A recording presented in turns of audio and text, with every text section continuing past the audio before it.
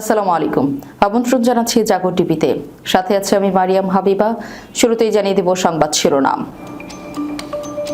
ঘিরে ফেলল হরমুজ। মার্কিন যুদ্ধজাহাজের বহরকে ইরানের 40টি মশা বাহিনীর আক্রমণ।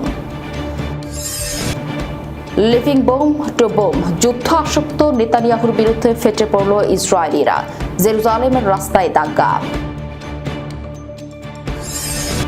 ট্রাম্পের সামনে দুটি পথ খোলা, আইআরজিসির হুঁশিয়ারি। হরমুজে মার্কিন জলদস্যুদের কবরস্থানে পরিণত করার হুঁশিয়ারি ইরানের। ইরান যুদ্ধের 2 মাস, ট্রাম্পের সেই নিশ্চিত জয় এখন বিশ্ব ধ্বংসের ফাঁদ। যুদ্ধে আসল জয়ী যারা, সিএনএনের প্রতিবেদন। লেবাননে বাসা বাড়িতে লুটপাট চালাচ্ছে ইসরায়েলি সেনারা, উদ্বেগে কমান্ডাররা। মার্কিন অবরোধকে বড় আঙ্গুল দেখালো ইরান, তেল নিয়ে পৌঁছালো এশিয়ায়। শুনছিলেন সংবাদ শিরোনাম, এবার বিস্তারিত। ঘিরে ফেলল হরমুজ। মার্কিন যুদ্ধজাহাজের বহরকে ইরানের 40টি মশা বাহিনীর আক্রমণ।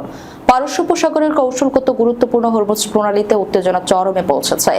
ইরানের বিপ্লবী গার্ড বাহিনীর নৌবাহিনীর প্রায় 40টি দ্রুত আক্রমণকারী মস্যক নৌকা যুক্তরাষ্ট্রের যুদ্ধজাহাজের দিকে ধাবিত হয়েছে এবং প্রণালীটিকে ঘিরে ফেলেছে। এমন ঘটনায় মার্কিন যুদ্ধজাহাজগুলোকে হাই অ্যালার্টে রাখা হয়েছে বলে জানা গেছে। তেহরান টাইমসে প্রকাশিত সাম্প্রতিক স্যাটেলাইট চিত্রে এই ভয়াবহ শক্তি প্রদর্শনের নজির দেখা গেছে। ছবিগুলোতে দেখা যায় কেশল দ্বীপ ও সংযুক্ত আরব আমিরাতের মধ্যবর্তী এলাকায় ইরানি নৌকাগুলো সমন্বিত টহল ফরমেশন ধরে অবস্থান নিচ্ছে। বিশ্লেষকরা বলছেন এটি কোনো রুটিন কার্যক্রম নয়, বরং বিশ্বের সবচেয়ে গুরুত্বপূর্ণ তেল পরিবহন পথে ইরানের ইচ্ছাকৃত শক্তির প্রতীকী বার্তা। হরমুজ প্রণালী দিয়ে বিশ্বের মোট জ্বালানি সরবরাহের প্রায় 1/5 পরিবহিত হয়। এই প্রণালীতে ইরান বারবার নৌ উপস্থিতি বাড়িয়ে মার্কিন ও মিত্র বাহিনীকে চ্যালেঞ্জ জানিয়ে আসছে।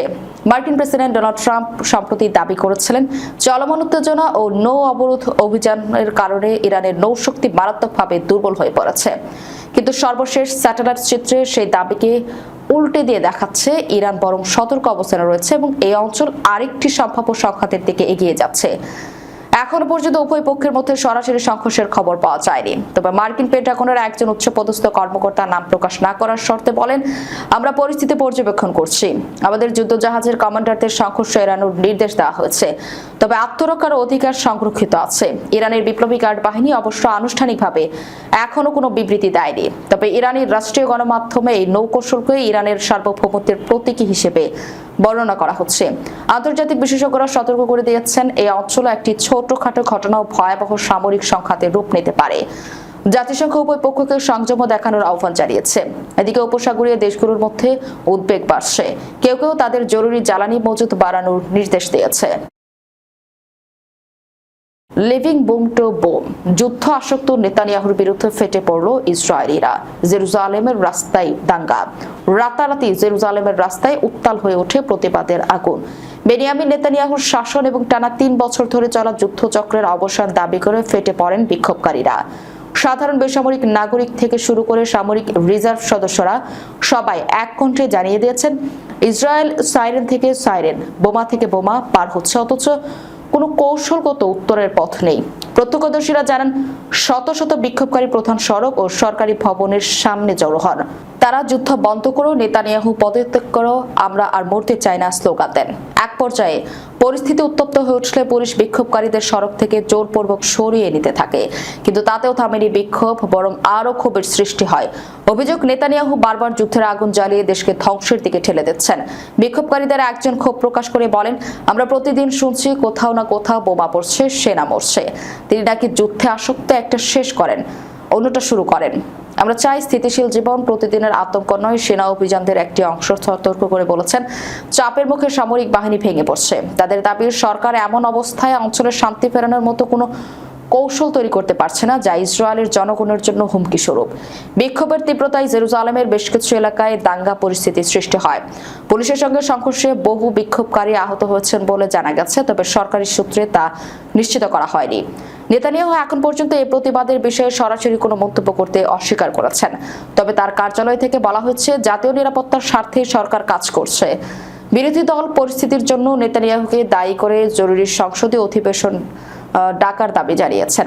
আন্তর্জাতিক বিশ্লেষকরা বলছেন, ইসরায়েলের অভ্যন্তরীণ অস্থিরতা যদি অব্যাহত থাকে তাহলে মধ্যপ্রাচ্যে পুরো পরিস্থিতি আরও অনিয়ন্ত্রিত আকার ধারণ করতে পারে। ইতিমধ্যে জাতিসংঘ ও যুক্তরাষ্ট্র ইসরায়েলের সরকার ও বিক্ষোভকারীদের মধ্যে শান্তিপূর্ণ সংলাপের আহ্বান জানিয়েছে। ট্রাম্পের সামনে দুটি পথ খোলা, আইআরজিসির হুঁশিয়ারি।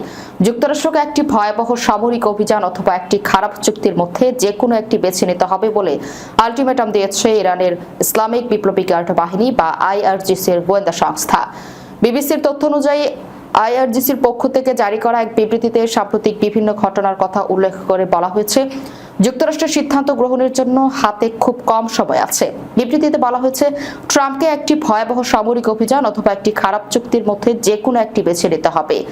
ট্রাম্প সম্প্রতি সামাজিক যোগাযোগ মাধ্যম ট্রুথ সোশ্যালে এক বিবৃতিতে বলেন, তিনি ইরানের দেওয়া শান্তি পরিকল্পনার বিষয়টি পর্যালোচনা করবেন, যদিও তিনি এটিকে গ্রহণযোগ্য বলে মনে করছেন না। ইরানি সংবাদ সংস্থা IRNA বলছে, যুদ্ধ প্রসঙ্গে যুক্তরাষ্ট্রের 9 দফা প্রস্তাবের জবাবে ইরান 14 দফা প্রস্তাব পাঠিয়েছে। প্রতিবেদন মতে যুক্তরাষ্ট্র তার প্রস্তাবে 2 মাসের যুদ্ধবিরতির আহ্বান জানিয়েছিল, কিন্তু ইরান স্পষ্ট বলে দিয়েছে যে 30 দিনের মধ্যে সব সমস্যার সমাধান করতে হবে এবং যুদ্ধবিরতির মেয়াদ বাড়ানোর পরিবর্তে যুদ্ধ শেষ করার উপরই মনোযোগ দিতে হবে। সূত্র বিবিসি। হরমুজে মার্কিন জলদস্যুদের কবরস্থানে পরিণত করার হুঁশিয়ারি ইরানের। হরমুজ প্রণালী অবরোধকারী মার্কিন বাহিনীকে জলদস্যুদের সঙ্গে তুলনা করেছেন ইরানের ইসলামিক বিপ্লবী গার্ড বাহিনীর সাবেক কমান্ডার এবং তেহরানের এক্সপেরিয়েন্সি কাউন্সিলের সেক্রেটারি মোহসিন রেজাই। একই সঙ্গে এই জলপথকে মার্কিন বিমানবাহী রণতরী ও সৈন্যদের কবরস্থানে পরিণত করার হুমকি দিয়েছেন তিনি। রোববার সামাজিক যোগাযোগ মাধ্যম এক্সে দেওয়া এক বিবৃতিতে তিনি বলেছেন, যুক্তরাষ্ট্র বিশ্বের একমাত্র জলদস্যু যাদের বিমানবাহী রণতরী আছে।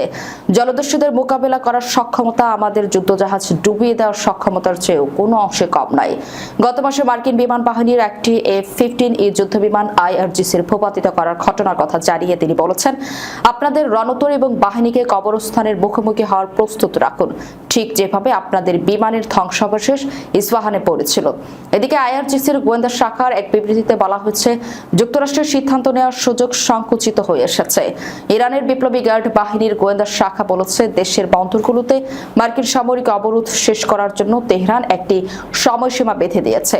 এছাড়া ওয়াশিংটনের বিরুদ্ধে চীন, রাশিয়া এবং ইউরোপের অবস্থানের পরিবর্তন লক্ষ্য করা হচ্ছে। এক্সে দেওয়া পোস্টে তারা বলেছেন, এর একটি ব্যাখ্যা হতে পারে ট্রাম্পকে হয় অসম্ভব সামরিক অভিযান অথবা ইসলামী প্রজাতন্ত্র ইরানের সঙ্গে বাজে চুক্তির মধ্যে যে কোনো একটি বেছে নিতে হবে। যুক্তরাষ্ট্রের সিদ্ধান্ত নেওয়ার সুযোগ সংকুচিত হয়ে গেছে। সূত্র AFP। ইরান যুদ্ধের 2 মাস, ট্রাম্পের সেই নিশ্চিত জয় এখন বিশ্ব ধ্বংসের ফাঁদ। যুদ্ধে আসল জয়ী যারা, CNN এর প্রতিবেদন। মার্কিন প্রেসিডেন্ট ডোনাল্ড ট্রাম্পের যখন ইরানের বিরুদ্ধে সামরিক অভিযান শুরু করেছিলেন, তখন তিনি একটি দ্রুত এবং চূড়ান্ত বিজয়ের প্রতিশ্রুতি দিয়েছিলেন। যুদ্ধের মাত্র 10 দিনের মাথায় তিনি বড় গলায় দাবি করেছিলেন, আমেরিকা ইতিমধ্যেই জিতে গেছে। কিন্তু যুদ্ধের এই মাস পেরিয়ে গেল, রণক্ষেত্রে কোনো চূড়ান্ত মীমাংসা তো আসেইনি, বরং এই সংঘাত এখন পুরো বিশ্বকে এক অন্তহীন অন্ধকারের দিকে ঠেলে দিচ্ছে। ট্রাম্পের 2 মাস আগের নিশ্চিত বিজয় এখন এক দীর্ঘস্থায়ী চোরাবালিতে পরিণত হয়েছে। বিশ্লেষকদের মতো এই যুদ্ধে ইরান যদি আত্মসমর্পণ না করে, তবে ডোনাল্ড ট্রাম্পের এই ঝুঁকি আমেরিকার ইতিহাসের অন্যতম বড় কৌশলগত ভুল হিসেবে চিহ্নিত হতে পারে। যে কোনো যুদ্ধের মতো এখানের সবচেয়ে বড় বলি হচ্ছে সাধারণ মানুষ। মানবাধিকার সংস্থাগুলোর তথ্য মতে ইসরায়েল ও আমেরিকার হাজার হাজার হামলায় ইরানে এ পর্যন্ত 3600 জন নিহত হয়েছেন, যার মধ্যে 1700 জনই সাধারণ নাগরিক। ট্রাম্প এমনকি ইরানের পুরো সভ্যতা ধূলিসাৎ করে দেওয়ার হুমকি দিয়েছেন। এদিকে ইরানের ভেতরেও পরিস্থিতি ভয়াবহ। নতুন সর্বোচ্চ নেতা মুস্তাফা খামেনির শাসনামলে দমন-পীড়ন আরো কঠোর হয়েছে। ইন্টারনেট ব্ল্যাকআউটের পাশাপাশি বছরের শুরু থেকে এ পর্যন্ত 600 জনের বেশি মানুষের ফাঁসি কার্যকর করা হয়েছে। লেবাননের অবস্থাও অথৈবচ। হিজবুল্লাহ ইসরায়েলের সরাসরি লড়াইয়ে গত মার্চ থেকে এ পর্যন্ত 2500 জন লেবানিজ প্রাণ হারিয়েছেন। স্যাটেলাইট চিত্রে দেখা গেছে, ইসরায়েলি বাহিনী দক্ষিণ লেবাননের একের পর এক গ্রাম মাটির সাথে মিশিয়ে দিচ্ছে। এই যুদ্ধের উত্তাপ এখন পৌঁছে গেছে সাধারণ মানুষের ড্রয়িং রুমে। মধ্যপ্রাচ্যের অস্থিরতার কারণে তেলের বাজার টালবাটাল। আমেরিকায় মুদ্রাস্ফীতি বেড়ে 3.3% দাঁড়িয়েছে। জ্বালানির দাম বাড়ায় এশিয়া ও লাতিন আমেরিকার দেশগুলোতে খাদ্য ও নিত্যপণ্যের দাম আকাশচুম্বী। IMF সতর্ক করেছে যে এই যুদ্ধ বিশ্বের সবচেয়ে দরিদ্র দেশগুলোর কৃষি খাতকে চরমভাবে ক্ষতিগ্রস্ত করবে। এই যুদ্ধের লস এর তালিকায় আরও রয়েছে ট্রাম্প উপসাগরীয় দেশগুলো ও ইউক্রেন। রাজনৈতিকভাবে ট্রাম্প এখন চাপে। জনমত জরিপে তার জনপ্রিয়তা কমে 37% ঠেকেছে। যুদ্ধের লক্ষ্য পূরণে ব্যর্থতা এবং জ্বালানির উচ্চ মূল্য তার আসন্ন নির্বাচনের পথে বড় বাধা হয়ে দাঁড়িয়েছে। সংযুক্ত আরব আমিরাত, কাতার ও কুয়েত যারা এই যুদ্ধ প্রতিরোধ করতে চেয়েছিল তারাই এখন সবচেয়ে বেশি অর্থনৈতিক ক্ষতির মুখে। বিশেষ করে ইরান হরমুজ প্রণালী বন্ধ করে দেওয়া এসব দেশের তেল ও গ্যাস রপ্তানির মুখ থুবড়ে পড়েছে।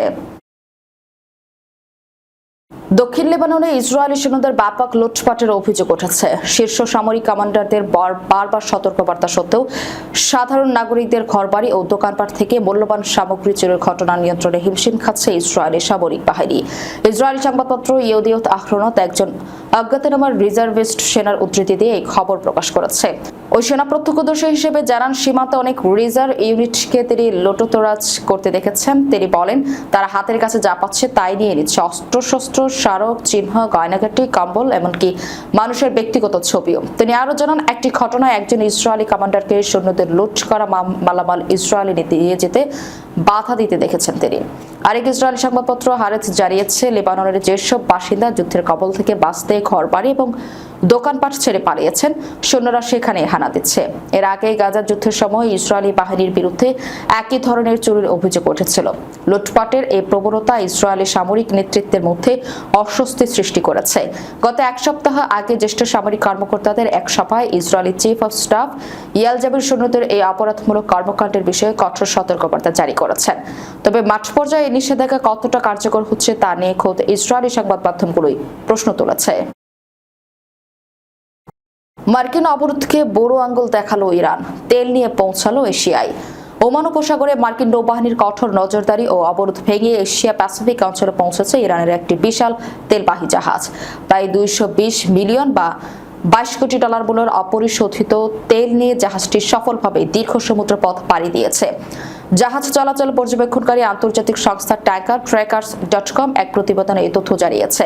ন্যাশনাল ইরানিয়ান ট্যাঙ্কার কোম্পানির মালিকানাধীন এই বিশাল জাহাজটি বা ভৈরি লার্জ ক্রুড ক্যারিয়ারটি 19 লাখ ব্যারেলের বেশি তেল বহন করেছে।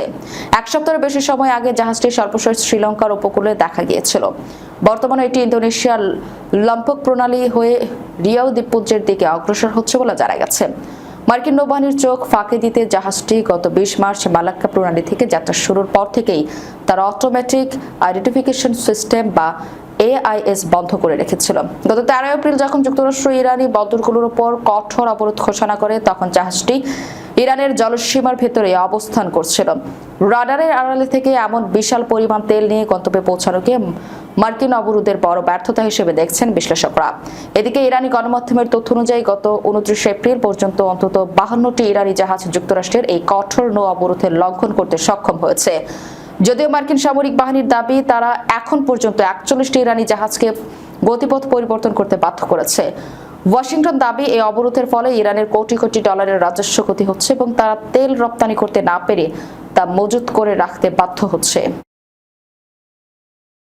যাবার আগে শিরোনামগুলো জানিয়ে দিব আরো একবার। ঘিরে ফেলল হরমুজ, মার্কিন যুদ্ধজাহাজের বহরকে ইরানের 40টি মশা বাহিনীর আক্রমণ। লিভিং বোম টু বোম, যুদ্ধ আসক্ত নেতানিয়াহুর বিরুদ্ধে ফেটে পড়ল ইসরায়েলিরা, জেরুজালেমের রাস্তায় দাঙ্গা।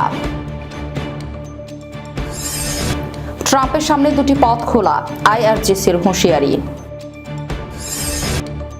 হরমুজে মার্কিন জলদস্যুদের কবরস্থানে পরিণত করার হুঁশিয়ারি ইরানের।